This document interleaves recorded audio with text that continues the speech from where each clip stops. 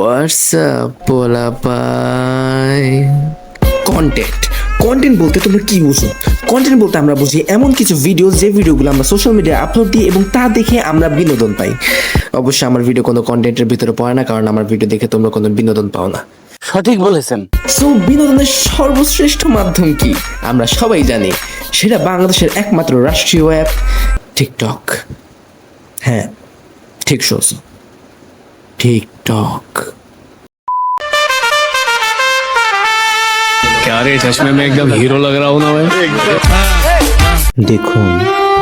দেখুন এই বাচ্চাদের, তারা টিকটকের নেশায় আসক্ত হয়ে কী সব করছে। তাই এখনই সতর্ক হন এবং আপনার বাচ্চাকে টিকটক দেখা থেকে বিরত রাখুন। হ্যাশট্যাগ চোদা খায় টিকটক। এগুলোই তো কন্টেন্ট। তুমি একটা বিয়েতে যাবো, বিয়েতে যাবে বর আর কোথার সাথে দেখা করবা, দেখা করে বরের চশমা নিয়ে তুমি নিজের চোখে লাগাবা আর ওইখান থেকে হাইটে যাবা। Best content of the year. আমগো গেট আপ সেট আপ না, আমগো ব্যবহারও খারাপ। মন চাইলে দূরে থাকতে পারেন। ধন্যবাদ। এটা সেই মেয়ে যে মেয়ে নিজের আইডির নাম রাখছে নষ্ট মেয়ে এবং তার বায়োতে লেখা রাখছে আমি নষ্ট হতে চাই। ভ্যানচো, তুই তো আগে থাকতেই নষ্ট, তোর বিয়ে করবে কিনা, তার উপর আবার ভিডিও বানাইতেছে। তোমরা কি ভাবতেছো আপুটা জিম করে দেখাচ্ছে?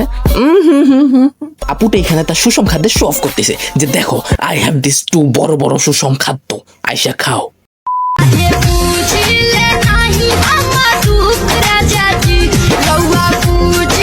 এটাই তো চাই সবার। আমাদের সবার বিয়েতে এরকম একটা চুতিয়া ফ্রেন্ড থাকবে যে ফ্রেন্ডটা এসে আমাদেরকে কন্ডম গিফট দিবে আর আমরা বেশরমের মতো সেই গিফটটা নিয়েও নিব, আর গিফটটা নিব সাথে সাথে ভাইরাল হয়ে যাব, কারণ সেই চুতিয়া ফ্রেন্ড আমাদের ভিডিও করবে। ব্যানচোত। জাস্ট ইমাজিন, তুমি বিয়ে শাদী করছো, বিয়ে শাদী করার পরে তোমার ছেলে মেয়ে হয়েছে আর তুমি তোমার ছেলে মেয়েকে তোমার ফোনটা দিছো আর তারা কোনো কিছু না ভেবে টিকটকের ভিতরে ঢুকছে, কারণ টিকটক চালাইতে হলে টিকটকে অ্যাকাউন্ট খুলতে হয় না।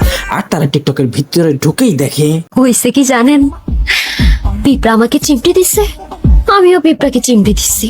ওমা, দেখি মরে গেছে। বলেন কি? সব বইন, আমি তোর একটা কথা বলতে চাই। তুই এখানে পিঁপড়ার একটা গল্প বলতেছিস, ভালো কথা, কিন্তু এখানে তোর দুইটা বড় বড় ডাব দেখানোর মানে কি? এটাই কি তোর কন্টেন্ট? ইয়েস। এখন তোমরা ভাবতেছো যে টিকটকে খালি খারাপ ভিডিও না, ভালো ভিডিও তো আছে। হ্যাঁ, অবশ্যই ভালো ভিডিও আছে, ড্যান্সিং ভিডিও। তো চলো এখন আমি তোমাদেরকে একটা ড্যান্সিং ভিডিও দেখাই।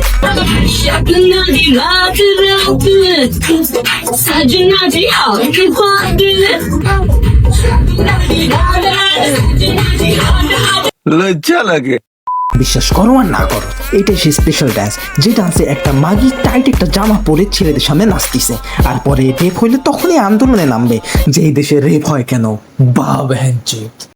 আবার এই টিকটকে অনেক মিউজিক ভিডিও আছে, চলো আমরা একটা মিউজিক ভিডিও দেখে আসি।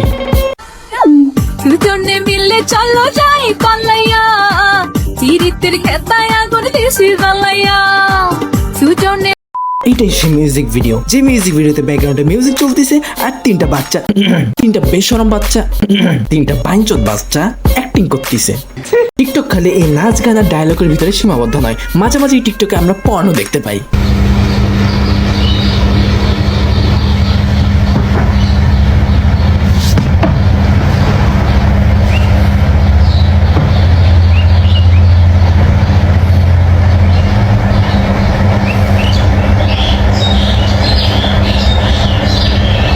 মানুষ রে বাবা। আজকের পর থেকে আমাদেরকে আর ভিপিএন ইউজ করতে হবে না। যখনই যার কোনো পর্ন দেখতে ইচ্ছে করবে সে চুপচাপ টিকটকের ভিতরে ঢুকে যাবে আর টিকটকের ভিতরে গিয়ে সফট পর্ন দেখবে, আর বাচ্চারা নিজ থেকে শিখতে পারবে যে তারা কিভাবে এই দুনিয়ায় আসছে। সঠিক বলেছেন। টিকটক এমন একটা রোগ যে রোগের কোনো ওষুধই নেই। আমরা আর কয়েক বছরের ভিতরে এটা দেখতে পারবো যে বাংলাদেশের প্রধানমন্ত্রী টিকটকে বসে তার বক্তব্য দিচ্ছে আর পোলাপাইন ওটা দেখতেছেও। সাথে সাথে আমরা এটাও দেখবো যে সানি লিওনি, মিয়া খলিফার মতো বড় বড় পর্নস্টার বাংলাদেশ থেকে তৈরি হচ্ছে এই টিকটকের মাধ্যমে। আরে তো আজকের ভিডিও এইটুকুই ছিল। এটা ছিল part 1, part 2 coming soon. Shakib, লাইটটা অফ করে দে, আমিও টিকটক বানাবো।